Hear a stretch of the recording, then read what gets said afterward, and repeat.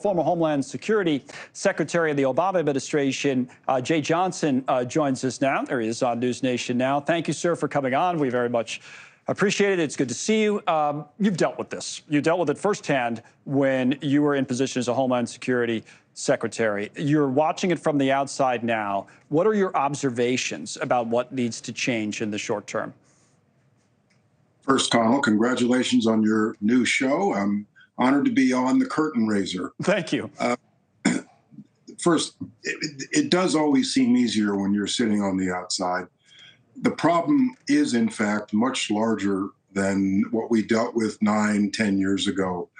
The high for me when I was in office was May 2014. There were 68,000 apprehensions then in that month. That felt like the world was coming to an end. Now, the smugglers know how to move much larger numbers of people, and there are more countries contributing to the problem.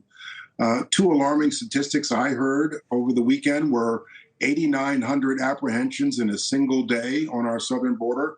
And for the first time, according to Mexican authorities, there are more South Americans arriving on their southern border than there are Central Americans. Those are Venezuelans, those from Ecuador. You've also got Haiti, Cuba now contributing to this. It is a much, much bigger problem. And you have to deal with this problem at the source. The push factors, Connell, always overwhelm whatever defense we can put on our southern border. So this needs to be, for the Biden administration, for the U.S. government, all hands on deck, whole of government effort to address this crisis. It turns politics upside down. It's turning cities upside down, like New York City specifically. Yes. Mayor Adams has $1 billion hole in his budget because he's had to absorb 110,000 migrants just in the last 8 months, all of whom arrived unemployed without a roof over their head.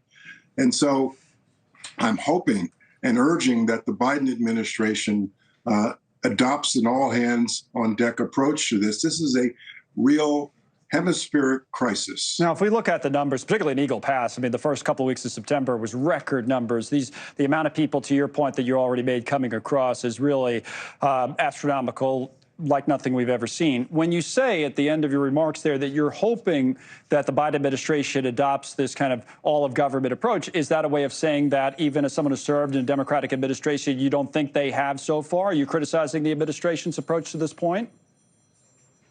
The administration did a good job in May of dealing with the end of Title 42. Title 42 was the public health authority that enabled us to more rapidly send people back to their home countries because of COVID. Yep. That ended. The administration emphasized there's a right way and a wrong way to enter this country, and the numbers dropped dramatically. But they were bound to go back up again as long as the underlying push factors exist. So when I say all hands on deck, whole of government approach, I mean the State Department as well as the Department of Homeland Security. I think cities like New York need more resources. They need more funding to deal with migrants arriving in their cities. At the national level, we like to say that immigration law and policy is the domain of the federal government. Right. And what would you say about the city? Sorry to interrupt, but what would you say about the city problem?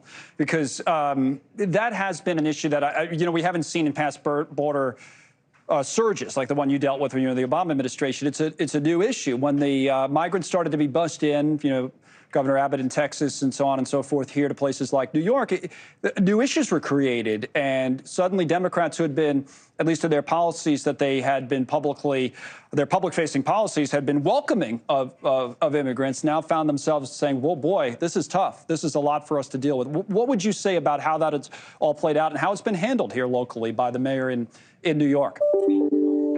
I know from speaking with him directly, Mayor Adams views this as probably his number one problem right now for the city of New York. 110,000 people is a lot of people, and they need shelter.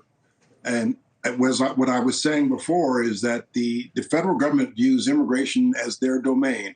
Okay, so we need more resources in New York here from the federal government to deal with this problem now that migrants are in the interior. New York City needs help from the federal government.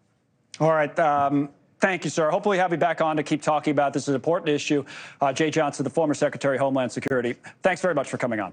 Thank you for watching. Go to newsnationnow.com to find News Nation on your television provider. And don't forget to click the red subscribe button below to get more of News Nation's fact-driven, unbiased coverage.